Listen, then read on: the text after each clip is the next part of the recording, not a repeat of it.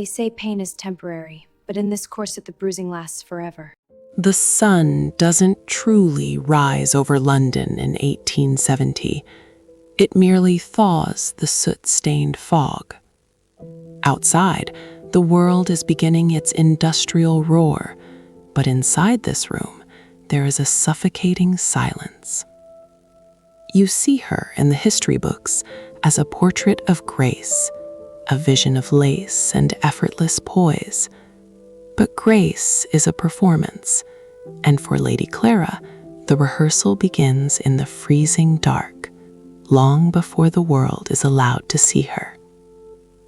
Every morning is a slow, methodical battle between the woman and the wool, a ritual of refinement that feels more like a sacrifice than a dressing. There is no warmth here.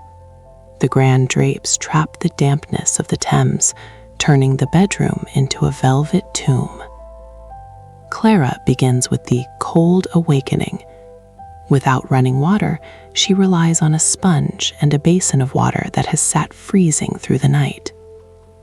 It is a shock to the nervous system, a raw scrubbing of the skin that turns her flesh a painful pink. Every drop of water was carried up 3 flights of stairs by a servant girl who is likely even colder than she is. This is the first layer of the performance, the erasure of the night, the scrubbing away of the human scent to make room for the artificial. Then comes the scent that defines a Victorian morning, the acrid, terrifying smell of burning hair. To achieve the towering, intricate coils demanded by fashion, Clara must submit to the fire.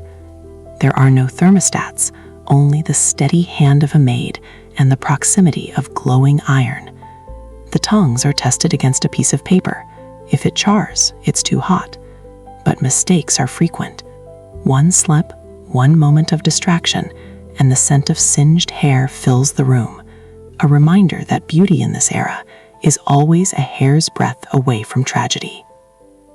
Now the ritual reaches its visceral core. The corset is not a garment. It is a cage of cotton and whalebone.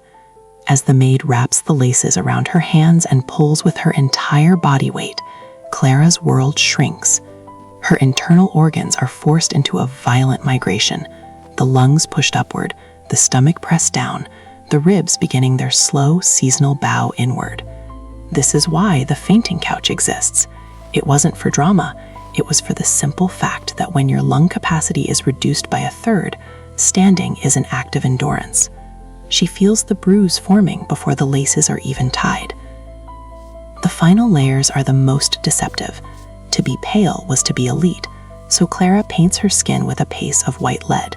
It is a slow-acting poison that will eventually rot her teeth and gray her skin, but for today, it makes her look like marble. She drops belladonna into her eyes to dilate her pupils, blurring her vision for the sake of a dreamy stare. Finally, she dons her accessories in Shields green, a vibrant hue achieved through arsenic. She is now a masterpiece of toxic elegance, cloaked in chemicals that react with her sweat to blister the very skin she has worked so hard to beautify. She is ready. She is a queen of silk and tragedy. But as she prepares to descend, the reality of her morning settles in.